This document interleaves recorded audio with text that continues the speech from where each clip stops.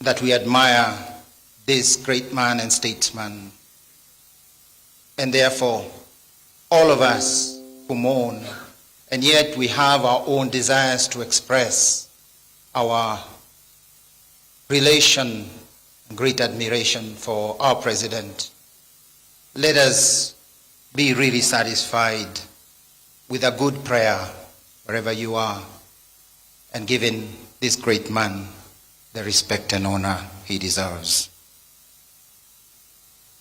Having said that, allow me to, within this spirit of prayer, we will say the last prayer, which will be led by our Bishop Philip Solometi, of commendation. But before then, it is only fair that we give a few moments to the tributes for the family and also from a few of us. Before that moment, let us invite the persons reading the eulogy to come and read the eulogy of our dear President, Mwai Kibaki, so that we can all feel with his life and unite ourselves to pray for him.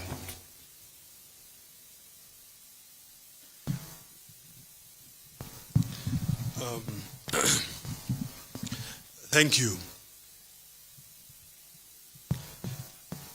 Your Excellency, the President of the Republic of Kenya, Uhuru Muigai Kenyatta, First Lady, Margaret Kenyatta, Your Excellencies, the Deputy President and the Second Prime Minister of the Republic, my Lord Bishops, colleague governors, family and friends, ladies and gentlemen. Reading the eulogy for you is myself, Nderito Moreithi, and Ryan Mwai. I am a grandson of His Excellency, the former President. Or as he's more popularly known in the family, Big Mwai. Your Excellency, perhaps heeding the Bishop's request, and in honor of the departed President, and the Bishop did request that we should learn to say sorry more often. May I just request, please, turn to the person sitting next to you and say sorry.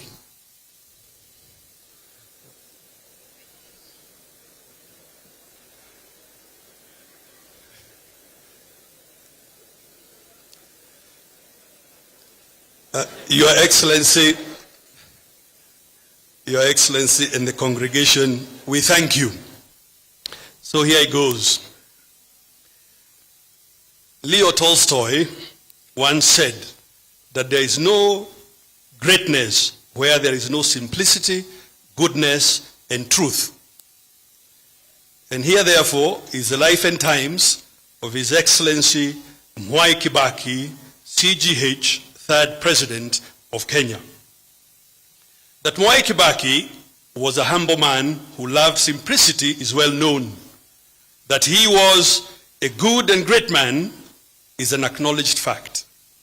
That he cherished truth and fairness is not in doubt. Mwai Kibaki recognized that serving others is life's greatest joy and its ultimate reward. To millions of Kenyans, he was the brightest of 1,000 points of light. In him, Kenyans found reason to hope, the courage to dream, and a man to emulate. Mwai Kibaki's life is intertwined with our nation's history. But besides being a story of a commander-in-chief of great accomplishments, it is a story of a deeply devoted family man, a beloved son, a dear husband, a cherished father, and a grandfather, a treasured brother, and a dutiful uncle and relative to many. Mwai Kibaki taught us that public service is noble and necessary. He showed us that one can serve with passion and utmost integrity. In fidelity to our shared humanity, he heeded the call to serve his country and never looked back, earning the profound privilege to serve as a teacher, lawmaker, cabinet minister, vice president, leader of the official opposition, and as president of the Republic of Kenya. He undertook his duties with a distinct sense of civility and dignity, and will undoubtedly inspire many in Kenya, East Africa, Africa, and beyond for years to come. Sunrise. Mwai Kibaki was born to Kibaki'S and Teresia Wanjiku on the 15th of November 1931 in Thongori village in the present-day Othaya sub-county in Nyeri County. He was the last born in a family of 6. His siblings are the late Wagui, the late Githenji, the late Kenywa Waitherero, who is here with us today, the late Derito, and the late Waruguru. During his childhood, a time when Kibaki and his age mates routinely engaged in tending goats and calves near home, a peculiar structure erected in the area caught his fancy. He was to learn later that the unusual edifice constructed by Catholic missionaries was a sanctuary cum school. As fate would have it, young Kibaki ended up being part of the new world that this new phenomenon portended. He attended his preparatory school, dubbed Sub-A and Sub-B there. At first, his father was a little skeptical about young Kibaki's peculiar venture. However, Kibaki's enthusiasm to become part of the novel adventure was unstoppable, and so his long and illustrious academic enterprise started in earnest. After successfully completing his foundational schooling, Mwai Kibaki joined Gatuyaini Primary School, where he spent 2 years. Back then, there was no telling where this journey would land him. However, being the diligent and bright boy he was, his prospective fortunes were already ascertainable. As it came to pass, Mwai Kibaki was destined for greatness. Those who knew Mwai Kibaki from his childhood days through his time at Makerere University speak of a man who, right from the start, knew what he wanted to become and the path he wanted to follow to achieve it. Nothing, it would seem, was coincidental or fortuitous about his life. Everything seemed aligned to purposefulness. Kibaki later joined the Holy Ghost Catholic Missionaries Karima Mission School, which is today Karima Primary School, for another 3 years. From there, he went to Madari School, later named Nyeri High School, before joining the Mangu High School, discovering Yonda. It was at Mangu High School that greatly transformed Kibaki's life. Started by Catholic priests, Mangu High School became the melting pot in which some of the best brains in the country were chaperoned into greatness. The founders of Mangu High School were keen on establishing an institution firmly anchored in the Catholic faith and fully committed to the pursuit of academic excellence.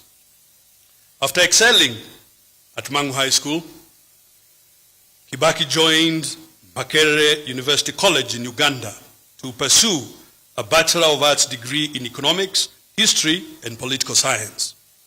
He emerged as one of the best students in the Faculty of Arts in 1955, attaining a first-class honors degree.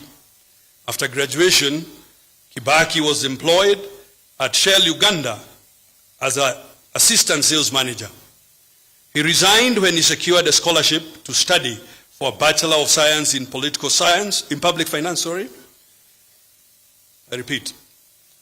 He resigned when he secured a scholarship to study for a Bachelor of Science in Public Finance at the prestigious London School of Economics and Political Science, LSE. At LSE, Kibaki became the first African to graduate with a first-class honors degree. Mwai Kibaki returned to Makerere as an assistant lecturer in the Department of Economics. The university would, years later, in 2012, bestow upon him an honorary Doctor of Laws degree as a testament to his distinguished and outstanding contribution to public service at the national, regional, and international levels. The tree and its branches.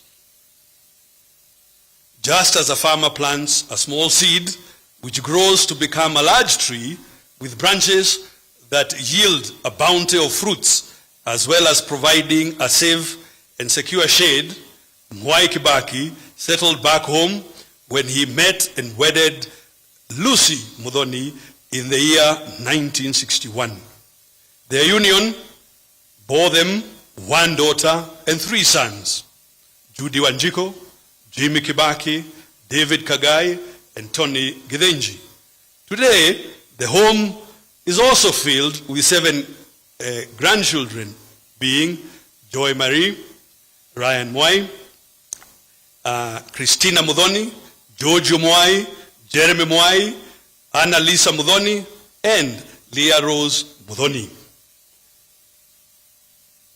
Political inclination. Makerere was where Mwai Kibaki launched his political career.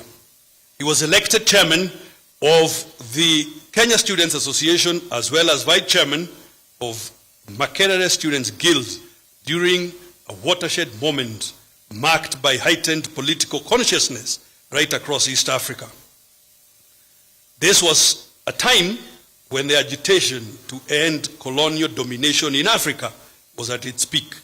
Kibaki seized that moment and distinguished himself as a champion of emancipation of the African.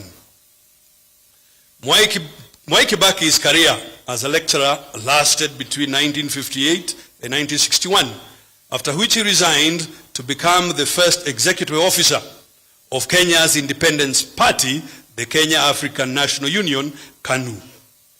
Mwai Kibaki put his best foot forward to strengthen KANU for victory in the 1961 elections. KANU garnered 19 out of 33 elected seats in the House of Representatives. Mwai Kibaki himself was elected Member of Parliament for Donholm in 1963 and appointed Parliamentary Secretary to the National Treasury. He continued to hold his position as KANU's executive officer and gained immense respect across the board, much to the chagrin of his adversaries. Also notable is that Mwai Kibaki was a key architect, together with the late Tom Mboya, of the acclaimed sessional paper number 10 of 1965, titled African Socialism and its Application to Planning in Kenya. Ladies and gentlemen, I want now to ask Big Mwai to proceed. Joining the cabinet, Mwai Kibaki became a full cabinet minister.